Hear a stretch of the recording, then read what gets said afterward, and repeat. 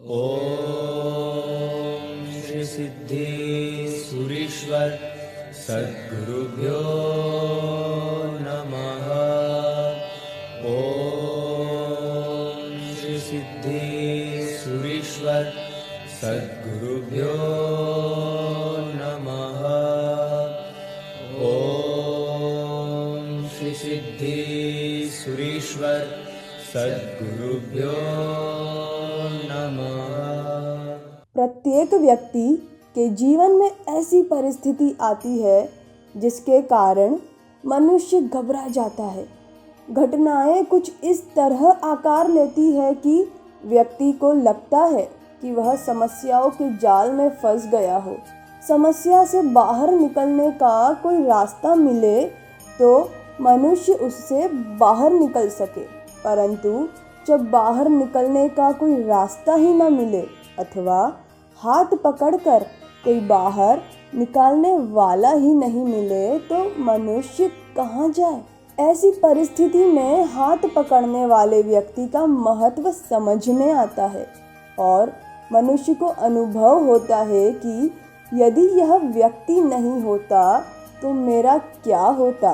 परम पूज्य आचार्य भगवंत श्री सिद्धेश्वरीश्वर जी महाराजा यानी हमारे परिवार के तारणहार, चाहे जैसी परिस्थिति आए हमारे मन में दादा के प्रति अटूट श्रद्धा है कि दादा है इसलिए चिंता की कोई बात नहीं। दादा हमें इस परिस्थिति से बाहर निकलने का मार्ग अवश्य बताएंगे और बाहर निकालेंगे भी। हमारी श्रद्धा कभी भी निष्फल नहीं गई। दादा ने प्रत्येक विषम परिस्थिति से हमें बाहर निकाला ही है। मेरी बेटी 10वीं कक्षा में पढ़ रही थी। बचपन से पढ़ने में होशियार और समझदार थी। 10वीं कक्षा की परीक्षा में 2 महीने बाकी थे, तभी अचानक से उसके पेट में दर्द शुरू हो गया। घरेलू उपचार करने के बाद भी जब उसे कोई लाभ नहीं हुआ तब हम उसे अपने फैमिली डॉक्टर के पास ले गए।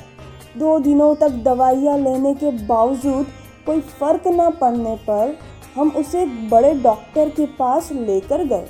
उन्होंने सोनोग्राफी करवाने को कहा।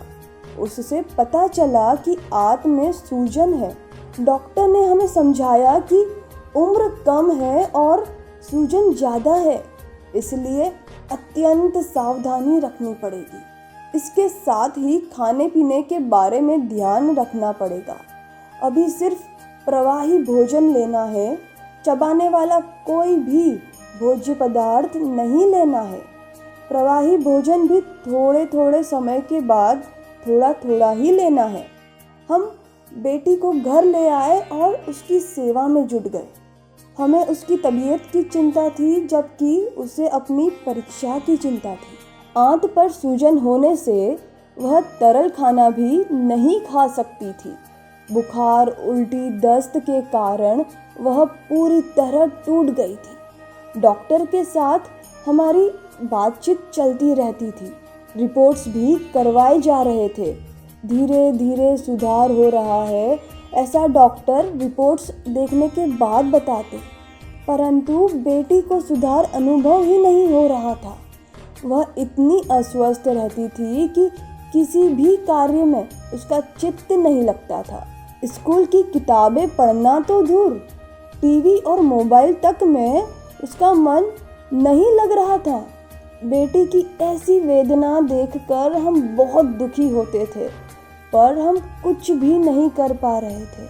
आखिर जिस दिन वह बीमार पड़ी उसके 55वें दिन हमने उसे दादा के समाधि तीर्थ जमालपुर ले जाने का निश्चय किया।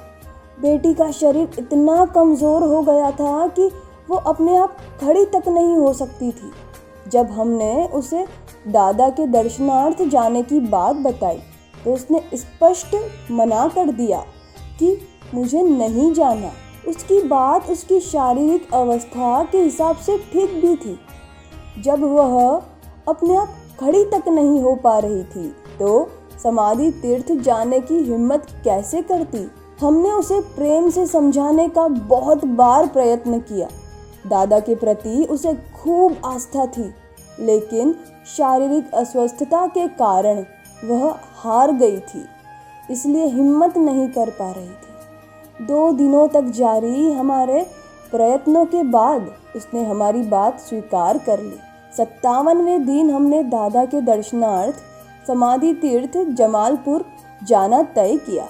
बेटी को बिस्तर से उठाकर गाड़ी में बिठाया और सोते सोते ही उसे समाधि तीर्थ ले गए। वहाँ भी उसे गाड़ी से उठाकर दादा के सन्मुख बिठाया। हम सब ने भक्ति पूर्वक दादा की आराधना की। सबने सामूहिक रूप से दादा के प्रभावित मंत्र का जाप किया, दादा की स्तुति गाई, दादा की स्तवना एवं 27 का पाठ किया, दादा की प्रदक्षिणा की और बेटी को स्वस्थ करने की प्रार्थना की। आज भी दादा के साक्षात्कार का जीता जागता उदाहरण हमारी बेटी है। पिछले 57 दिनों से श्रेष्ठ डॉक्टरों का ट्रीटमेंट लेने के बाद भी बेटी का स्वास्थ्य सुधर नहीं रहा था। दादा के दर्शन वंदन के बाद बेटी का स्वास्थ्य ठीक होने लगा। 57 दिनों से जो बेटी बिस्तर में पड़ी हुई थी, वो बेटी 2 दिनों में ही बिस्तर और बीमारी से खड़ी हो गई। बेटी खड़ी हुई उसके दूसरे दिन से ही बोर्ड की परीक्षा चालू होने वाली थी। जहां बेटी को स्वस्थ होने का भरपूर आनंद था, तो वहां अगले दिन से परीक्षा शुरू हो रही है, इस बात की टेंशन भी थी।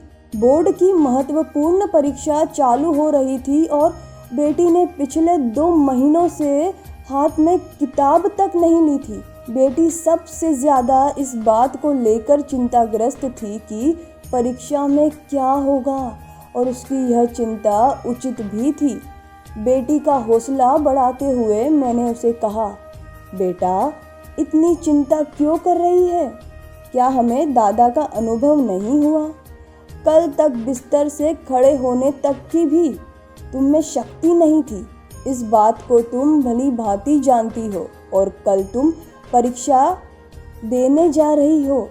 इसके पीछे किसकी कृपा है, इस बात का भी तुम्हें पता है। तो फिर तुम इतनी टेंशन क्यों करती हो?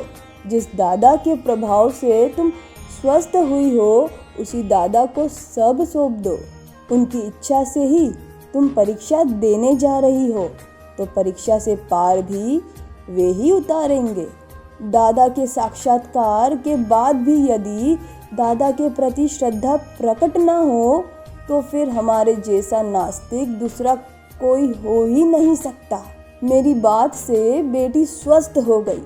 दादा के फोटो के समक्ष जाकर उसने प्रार्थना की कि समय बहुत कम है, पर श्रद्धा अनंत है। परीक्षा में जो होगा वो सब मान्य है, बस आप मेरे साथ रहना।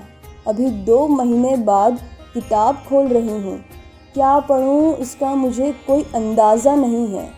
बस यही विनती है कि आप ही मुझे पढ़ाइए।